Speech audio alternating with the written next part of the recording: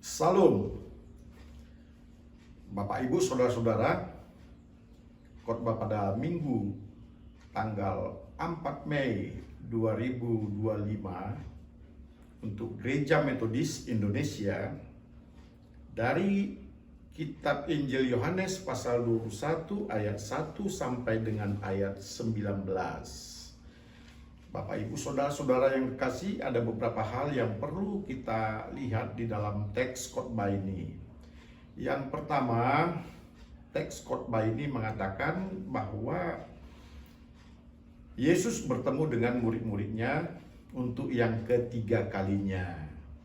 Tentu saja dalam teks ini telah dikatakan bahwa Yesus bertemu pertama sekali dengan murid-muridnya, yakni Simon Petrus, Yohanes, dan dengan disaksikan oleh Maria Magdalena ketika Yesus menghampiri dia dan berkata, "Maria." Itu adalah pertemuan yang pertama.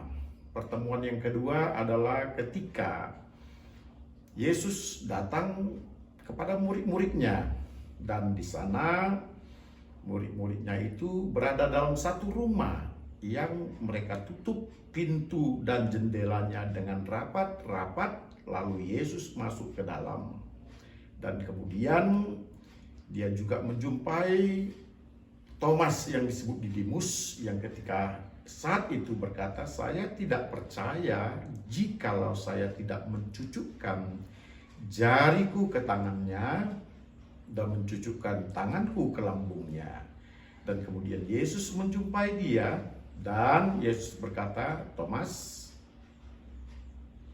cucukkanlah jarimu ke tanganku dan cucukkanlah tanganmu ke lambungku." Thomas berkata, "Ya Allah, ya Tuhanku." Dia percaya kepada Yesus yang telah bangkit. Ini adalah yang ketiga kalinya Yesus menunjukkan dirinya kepada murid-murid. Nah, Yohanes pasal 21 ayat 1 sampai 19 ini, ketika itu murid-murid ada di Danau Tiberias. Mereka menangkap ikan, tetapi setelah seharian semalaman mereka melaut dan mereka tidak menemukan apa-apa. Lalu kemudian Yesus berkata, "Sebarkanlah jalamu ke kanan." Dan kemudian mereka mendapatkan sejumlah ikan yang sangat banyak dan besar. Lalu mereka berkata, "Itu Tuhan." Bapak Ibu Saudara-saudara, tentu di dalam pertemuan yang ketiga ini, jikalau kita membaca dalam teks kitab Injil Yohanes pasal 21 ayat 1 sampai 19, ada beberapa hal yang kita perhatikan. Yang pertama, Danau Tiberias ini merupakan satu asal mula daripada murid-murid berkenalan dengan Yesus. Mereka adalah penjala-penjala ikan. Dan Yesus berkata, "Mari ikutlah aku." Dan di tempat ini juga Yesus datang untuk menunjukkan dirinya kepada murid-muridnya untuk ketiga kalinya, dan sekaligus mengadakan pemulihan kepada Simon Petrus, karena Simon Petrus ketika itu telah menyangkal Yesus 3 kali ketika Yesus akan disalibkan dan mati. Di dalam cerita ini ada beberapa hal yang kita lihat. Kebangkitan Yesus itu merupakan suatu pemulihan hubungan kepada murid-murid.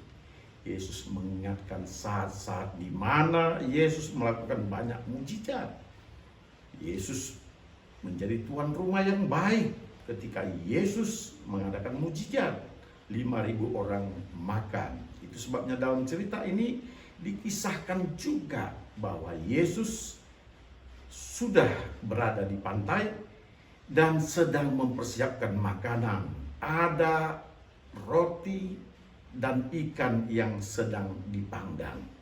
Ketika itu dia berkata kepada murid-muridnya, "Bawakan lagi kemari ikan-ikan itu."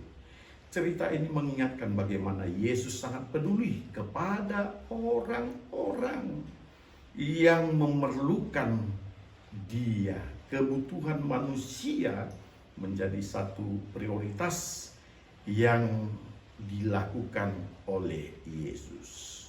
Bapak, Ibu, saudara-saudara, dalam teks ini juga kita melihat bagaimana Simon Petrus dipulihkan Tuhan. Ketika Tuhan berkata, "Simon, apakah engkau mengasihi aku?" Pertanyaan ini dilakukan sampai 3 kali. Meskipun Simon selalu menjawab, "Ya Tuhan, engkau tahu aku mengasihi engkau." Mengapa harus 3 kali? Kita mengetahui Simon harus benar-benar memahami bagaimana ketika dia menyangkal Yesus. Bagaimana dia harus memulihkan hubungannya kepada Tuhan. Bagaimana dia harus mengatakan komitmennya bahwa sekarang Tuhan memintanya kembali untuk menjadi pelayan pekabar Injil itu. Dan untuk itu dia harus benar-benar mengasihi Yesus. Kebangkitan Yesus adalah satu hal yang sangat positif bagi Petrus, bahwa Yesus memulihkan hubungannya dengan Simon Petrus. Simon Petrus kembali diangkat menjadi murid sehingga dia boleh dipulihkan kembali. Bapak, Ibu, saudara-saudara, apakah engkau juga menerima kebangkitan Yesus itu? Jika engkau menerima kebangkitan Yesus itu, hubunganmu akan dipulihkan dengan Tuhan. Segala hal yang pernah engkau lakukan, pelanggaran-pelanggaran, penyangkalan terhadap Tuhan, dan pemberontakan terhadap jalan yang telah ditunjukkan Tuhan kepadamu, hari ini engkau akan dipulihkan. Hari ini engkau akan dimenangkan dan engkau akan dapat seperti Simon Petrus yang dikatakan, "Apakah engkau mengasihi aku?" Perkataan ini kita renungkan dengan dalam ketika Yesus masih mau memulihkan hubungan kita. Maka kita harus berkata, "Ya Tuhan, engkau tahu aku mengasihimu. Ya Tuhan, berilah kepada saya untuk dapat melakukan sesuai dengan kehendak-Mu, mengikuti jalan-Mu sampai selama-lamanya." Bapak, Ibu, saudara-saudara yang dikasihi oleh Tuhan, Petrus dipulihkan, dan ini yang terbaik, dan ini menjadi satu peristiwa yang luar biasa yang menyatakan kasih Allah, bahwa bagi Allah semua orang yang berdosa, jikalau datang kepada Tuhan, menantikan kemurahan Tuhan, maka dia akan dipulihkan kembali. Kebangkitan Tuhan adalah harapan kita.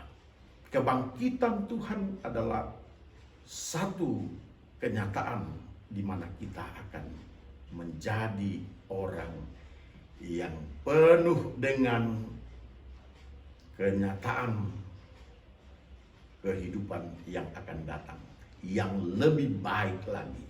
Kalau Simon Petrus dipulihkan, meskipun dia telah menyangkal Yesus, maka engkau pun pasti akan mendapatkan segala kebaikan.